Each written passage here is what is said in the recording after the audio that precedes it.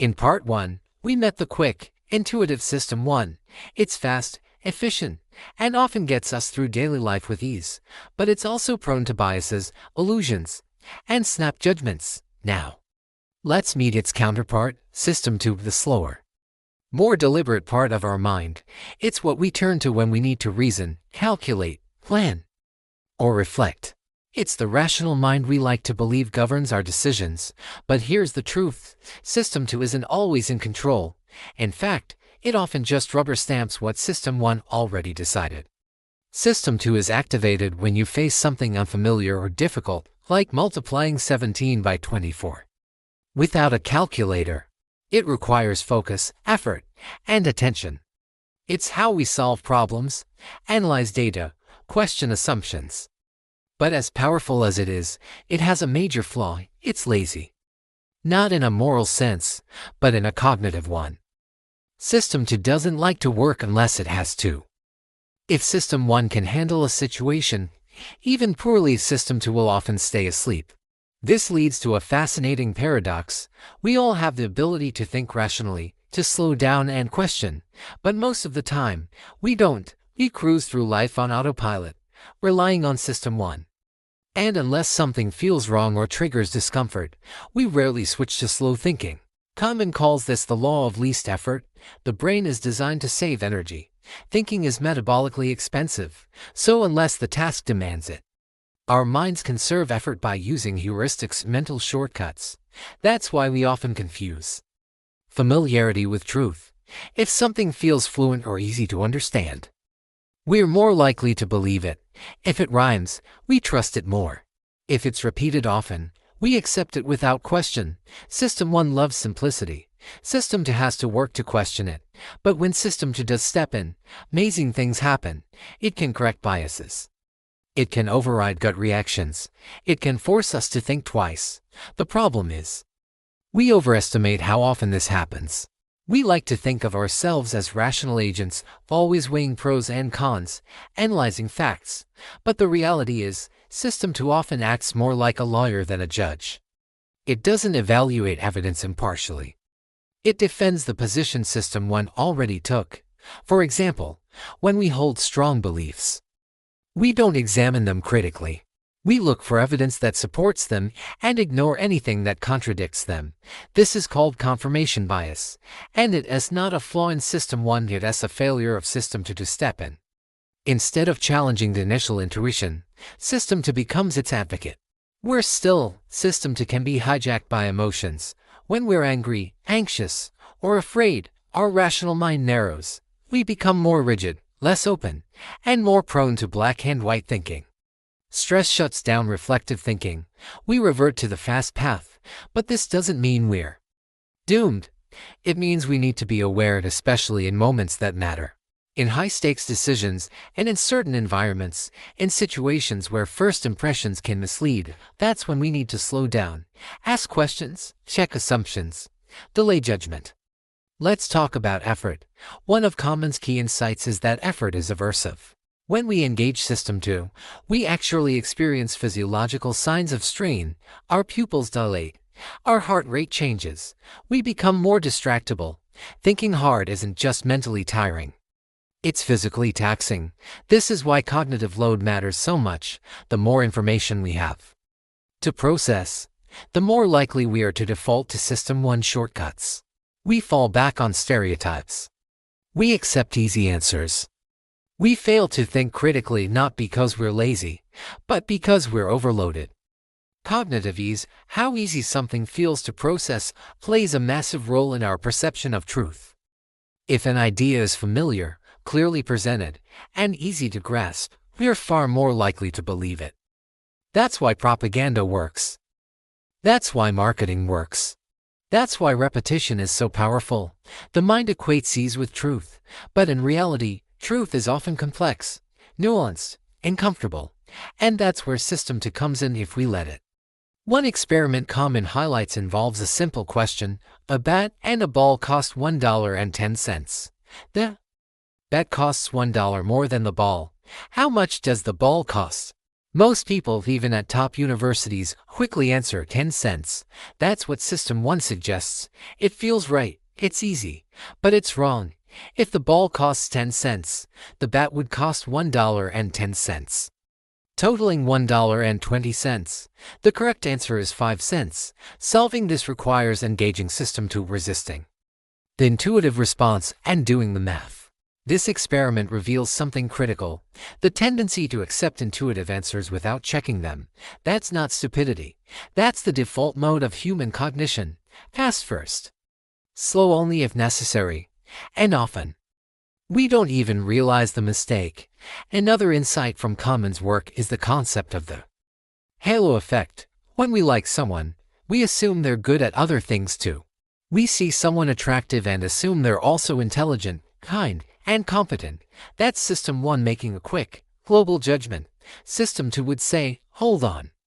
Just because someone looks good doesn't mean they're trustworthy. But again, System 2 has to be activated, and that takes effort. System 2 isn't always correct either. It can be misled, especially when information is framed in particular ways.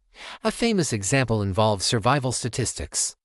People were more likely to choose a surgery when told it had a 90% survival rate than when told it had a 10% mortality rate, even though both describe the same reality. Framing matters. Language influences logic. And System 2, while slower, isn't immune.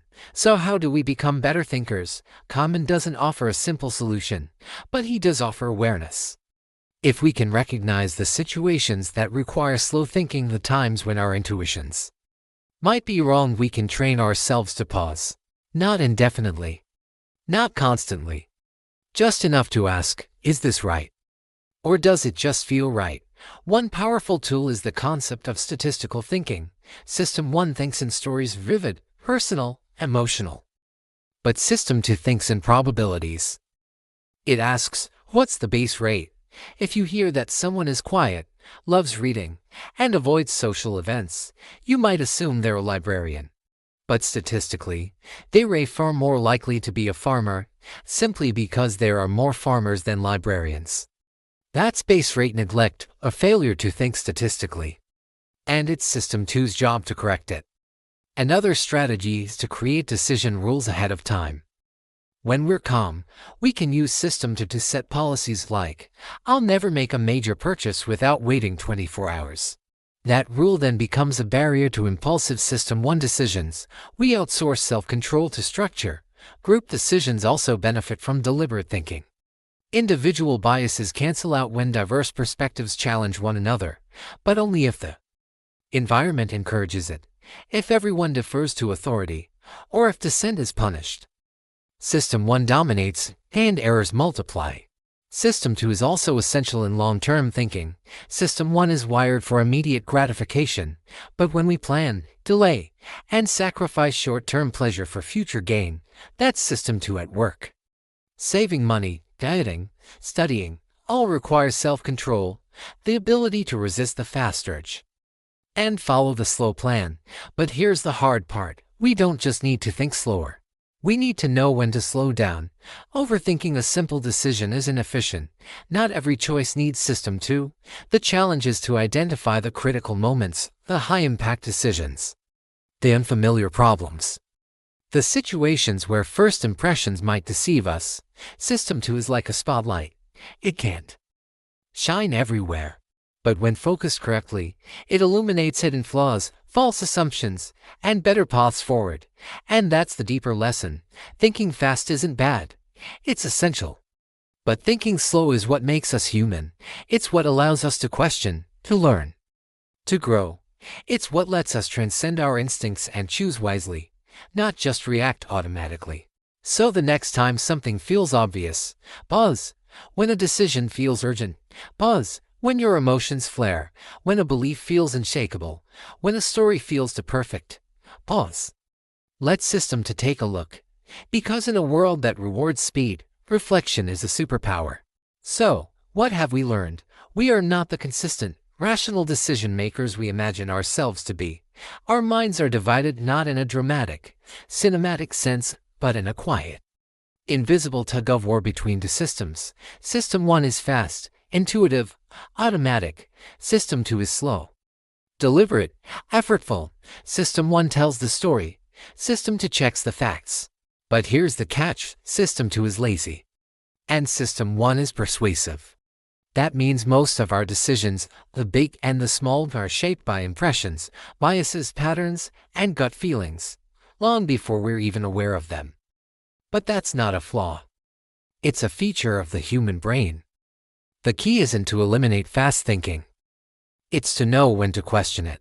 To develop the habit of pausing, of zooming out, of asking, am I seeing clearly, or just reacting quickly? Commons work isn't just about psychology, it's about power.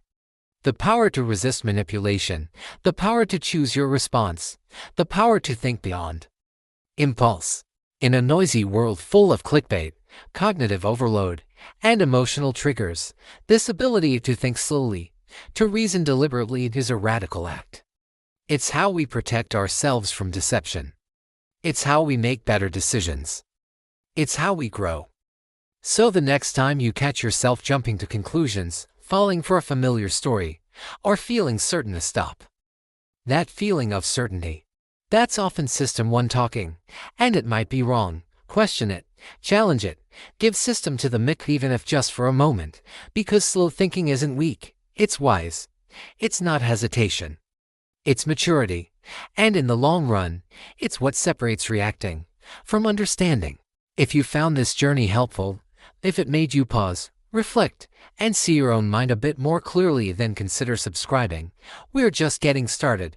The mind is a maze, and we're here to help you navigate it one insight at a time. Thanks for watching. Stay curious, stay thoughtful, and don't believe everything you think.